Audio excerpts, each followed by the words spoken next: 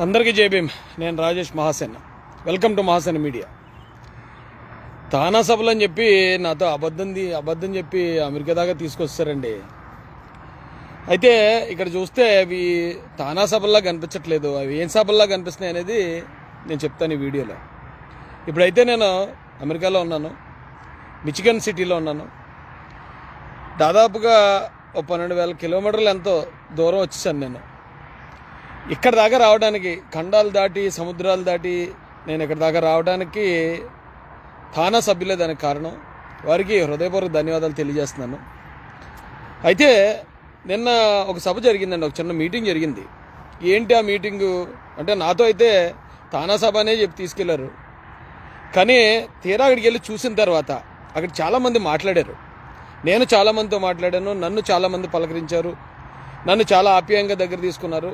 అయితే అక్కడ నేను గమనించిన ఒక అద్భుతమైన సంఘటన ఏంటంటే, ఇది తానా సభలు కాదు, ఇవి తెలుగు ఛాంపియన్స్ సభలు. ఇది నేను వాళ్ళని ఏదో అప్రిషియేట్ చేయడానికో పొగడ్డానికో మాట్లాడుతున్నా కాదండి. నేను వాళ్ళతో మాట్లాడిన తర్వాత నేను గమనించిన అంశాలు ఇవి. అయితే ముందుగా నన్ను ఇక్కడ దాకా తీసుకురావడానికి ఒక 4 సభ్యుల బృందం, వాళ్ళు చాలా కష్టపడ్డారు, చాలా అహర్నిశలు నా గురించే పనిచేశారు. పాపం వాళ్ళు నిజానికి చాలా పెద్ద ప్రొఫైల్ కలిగిన వ్యక్తులు. అయినా కానీ ఒక వాట్సాప్ గ్రూప్ వేసి ప్రతి ఇంచు నేను అమెరికాలో దిగే వరకు వాళ్ళు నా మీద చూపించిన కేరు నిజంగా నేనైతే మెస్మరైజ్ అయిపోయాను. ఎందుకంటే నా మీద అంత చూపించాల్సిన అవసరం లేదు వాళ్ళకున్న స్థాయికి. వాళ్ళు ముఖ్యంగా ఈ 4 గ్రూప్ సభ్యులు నవీన్ చౌదరి అన్న, పాటూరి, వారికి హృదయపూర్వక ధన్యవాదాలు అన్న. సొంత తమ్ముడు కన్నా ఎక్కువ కేర్ చూపించున్నాను ఇక్కడ దాకా తీసుకురావడానికి. అలాగే రాంప్రసాద్ గారు, చిలుకూరు రాంప్రసాద్ గారు, మీకు కూడా చాలా చాలా థ్యాంక్స్ అండి. ఎందుకంటే ఇంత అగ్రరాజ్యంలోకి నన్ను, ఒక సాధారణమైన వ్యక్తిని ఇక్కడ దాకా తీసుకురావడంలో మీరు చాలా శ్రమపడ్డారు. ఇక మూడోదిగా మా అన్న కళ్యాణ్ అన్న, ఆయన్ని కెనడా కళ్యాణ్ అంటారట, చూడడానికి నాగార్జునగర్లో ఉంటారు. ఆయన నిన్న నన్ను అక్కడ ఎయిర్పోర్ట్కి వచ్చి అక్కడి నుంచి రిసీవ్ చేసుకుని ఇప్పుడు వరకు నన్ను రూమ్లో దింపిన దగ్గర నుంచి నేను తిన్నానా ఉన్నానా ఏంటి మొత్తం అంతా కేర్ చూపించేది ఆయనే. ఆయనకి కూడా హృదయపూర్వక ధన్యవాదాలు తెలియజేస్తున్నాను. ఎరపతినేని నవీన్ గారికి.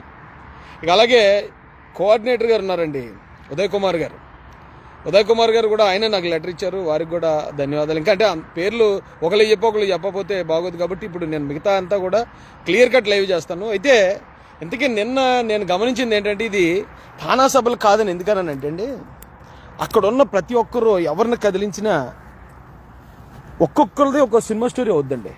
అంటే వాళ్ళు ఎక్కడ పుట్టారు, ఎక్కడి నుంచి ఇప్పుడు ఎక్కడ ఉన్నారు, వాళ్ళు ఎలాంటి స్థాయికి ఎదిగారు, ఎలాంటి ఆటుపోట్లు పడి ఇక్కడ దాకా వచ్చారు అనేది ఒక్కొక్కరు ఒక్కొక్క హీరో, ఒక్కొక్క సినిమా అవుతుంది. కొన్ని 100 మంది ఉన్నారు ఈ తానా అనే ఆర్గనైజేషన్లో. వీళ్ళు పైగా ఎవరిని కదిలించిన ఎన్టీఆర్ గారి హయాం నుంచి తెలుగుదేశం పార్టీలో జరిగిన మార్పులు, తెలుగుదేశం పార్టీ తీసుకున్న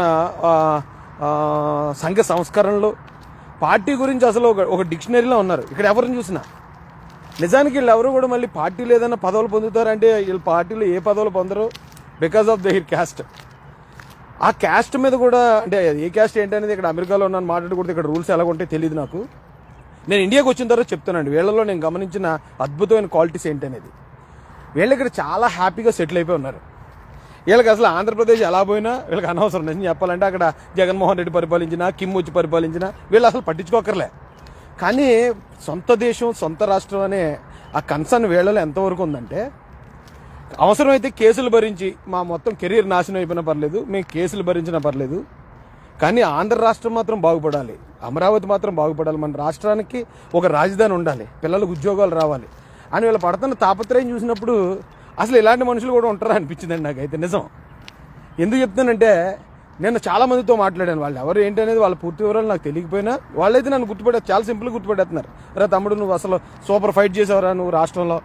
జగన్మోహన్ రెడ్డి అలాగున్న కాలంలో అసలు మాట్లాడాలంటే అసలు మామూలు విషయం కాదు, కానీ చాలా గొప్ప ఫైట్ చేసావు నువ్వు అని చెప్పి. అంటే ఎప్పుడు నామోహం చూస్తుంటారు కదా, ఇప్పుడు అమెరికా వీధులు చూడండి, నేను మాట్లాడుతూ వెళ్తాను, చాలా సూపర్ ఫైట్ చేశారా తమ్ముడు నువ్వు అని వాళ్ళు అప్రిషియేట్ చేస్తున్న విధానం. ఇదిగో నాకు ఇచ్చిన హోటల్ ఇదే, ఇందులోనే ఉన్నాను నేను. అసలు ఎక్స్ట్రాడినరీగా అనిపించిందండి వాళ్ళు మాట్లాడుతుంటే. అయితే వీళ్ళ గురించా మనం ఆంధ్రప్రదేశ్లో అన్ని తప్పుడు మాటలు వింటాం, అన్ని ఆరోపణలు వింటాం, వీళ్ళ గురించే అనిపిస్తుంది మనం అక్కడ చూసిన తర్వాత. నేనైతే చాలా వాటికి ఆధారాలు కూడా తీసుకున్నాను. అవన్నీ కూడా నేను అక్కడికి వచ్చిన తర్వాత క్లియర్ కట్గా వీడియో చేస్తాను. ఈరోజు రేపు కూడా ఉన్నాయండి, మీటింగ్స్ ఉన్నాయి. ఆ మీటింగ్స్లో కూడా పార్టిసిపేట్ చేయాల్సి ఉంది. నేను దానికి కూడా వెళ్తాను. కానీ ఒకటే గుర్తుపెట్టుకోవాలి, ఇప్పుడు ముఖ్యంగా నేను ఎస్సీస్కి చెప్తున్నానండి, దళిత్స్. మనల్ని ఆంధ్రప్రదేశ్లో ఒక కులం మనకి బద్ద శత్రువుని క్రియేట్ చేశారు. ఆంధ్రప్రదేశ్లో ఆ కులం మన మీద దాడులు చేసిందని, మనల్ని చంపేసిందని చాలా ఇప్పటికింకా ఆ క్రియేషన్ ఇప్పటికింకా జరుగుతూనే ఉంటుంది. జగన్మోహన్ రెడ్డి గారు, గౌరవ్ జగన్మోహన్ రెడ్డి గారు, ఎవరో పులివెందుల ఎమ్మెల్యే గారు ఇప్పటికింకా కులం మీద దాడి చేస్తూనే ఉన్నాడు అక్కడ ఆంధ్రప్రదేశ్లో. అయితే ఎందుకబ్బాయి ఇప్పుడు అంటే ఎప్పుడో 40 సంవత్సరాలు 50 సంవత్సరాల క్రితం జరిగింది ఘోరమే, నేను కాదన్న, ఒక గ్రామంలో జరిగింది. దాన్ని ఇప్పటికింకా మనల్ని మర్చిపోనివ్వకుండా వీళ్ళు ఎందుకు చేస్తారో వీళ్ళ మీద దుష్ప్రచారం అని నేను ఆలోచించినప్పుడు ఇక్కడ వీళ్ళని చూశాక నాకు అర్థమైందండి. ఏంటంటే వీళ్ళ మంచితనానికి ప్రజలు ఎక్కడ కనెక్ట్ అయిపోతారని భయం. వీళ్ళు చేసే పనులు, ఇప్పుడు వీళ్ళు అమెరికాలో ఉన్నారండి, ఒక్కొక్కరు లక్షలు సంపాదిస్తారు. వీళ్ళు ఒకవేళ ఇండియాకి వచ్చి ₹1 ఇవ్వాలని ఏం రూల్ ఏం లేదు, ఇవ్వకపోయినా ఆవిడ అడిగేది లేదు. కానీ కొన్ని కోట్ల రూపాయలు వెచ్చింతున్నారు. వీళ్ళు చేసే పనులు చూస్తే జగన్మోహన్ రెడ్డి పావలా చేస్తే ₹2 పావలా ప్రచారం చేయించుకుంటాడు దానికి. కానీ వీళ్ళు కొన్ని కోట్లలో చేస్తున్నారు, ఏ ప్రచారం లేదు. ఎవరైనా ఒక కులంలో ఒక వ్యక్తి మంచోడు ఉండి ఒక వ్యక్తి ఏదైనా సాధింతే మొత్తం ఆ కులం వాళ్ళందరూ గొప్ప చెప్పుకుంటారు. కానీ వీళ్ళు 99% మంది అందరూ మంచోళ్ళే, 99% మంది చాలా సేవా కార్యక్రమాలు ప్రజల గురించి ఆలోచించే వ్యక్తులు. కానీ ఎవరో ఒకరు చేసిన తప్పుని ఈ కులం మొత్తం మీద ఆపదింతున్నారు. ఆ కులం ఏంటనేది ఈ పాటికి మీకు ఐడియా వచ్చేసి ఉంటుంది. వీళ్ళ దళితుల కోసం తీసుకొచ్చిన సంస్కరణలు కూడా నేను అన్ని ఆధారాలతో పరిశీలించాను. నేను అక్కడికి వచ్చిన తర్వాత క్లియర్ కట్గా మీతో మాట్లాడతాను. ఇప్పటిదాకా ఇదే వీధిలో వాకింగ్ చేశాను అటు ఇటు. అయితే ఆ రోడ్డు మాత్రం క్రాస్ చేయలేదండి నేను. ఎందుకంటే వీళ్ళ రూల్స్ అన్నీ చాలా ఎక్కువ రూల్స్ కదా. రోడ్డు క్రాస్ చేస్తే సిగ్నల్ లేకుండా రోడ్డు నడుచుకుంటూ కూడా క్రాస్ చేయకూడదు అంటారేమో అని ఆ రోడ్డు కూడా క్రాస్ చేయలేదు నేను. ఇక లెఫ్ట్లో ఇది వాకింగ్ ట్రాక్ అనుకుంటా, ఈ ట్రాక్ వేశారు. పీస్ఫుల్ కంట్రీ అండి ఇది. అమెరికా అంటే మనం ఏదో అనుకుంటాం కానీ ఇది సిటీ కదా, పొల్యూషన్ ఎక్కువ ఉంటుంది అది ఇది అనుకుంటాం కానీ బాబు గ్రీనరీ అసలు అద్భుతం.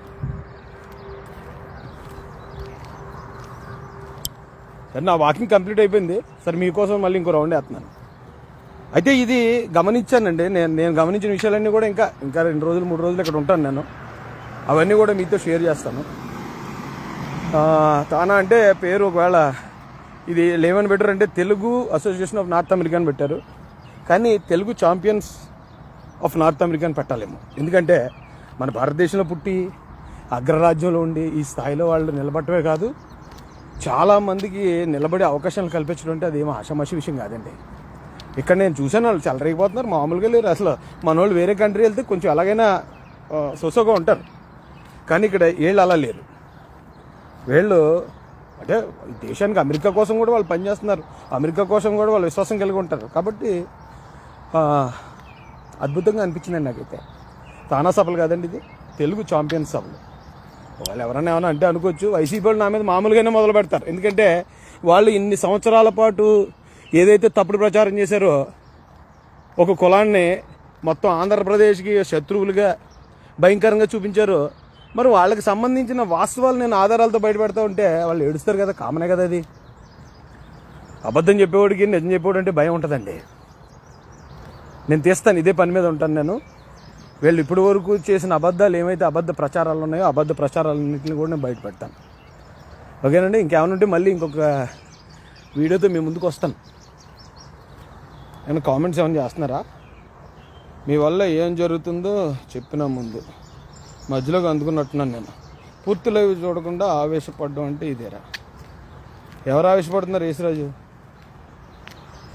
ఓకేనండి, థ్యాంక్ యూ వెరీ మచ్. ఇంతసేపు లైవ్లో ఉన్న మీ అందరికి కూడా హృదయపూర్వక ధన్యవాదాలు తెలియజేసుకుంటూ, రోడ్స్ కానీ ఏంటది ఆ ట్రాఫిక్ సిగ్నల్స్ కానీ, ఇక్కడ పోలీసులు లేరు, ట్రాఫిక్ సిగ్నలే పోలీసు. ఇంకా పూర్తి వివరాలు మీకు తర్వాత లైవ్లో నేను మీకు తెలియజేస్తాను. అంతవరకు సెలవు. జై భీమ్, జై భారత్, జై జై మహాజన, జై తెలుగుదేశం, జై చంద్రబాబు, జై జై లోకేష్ అన్న.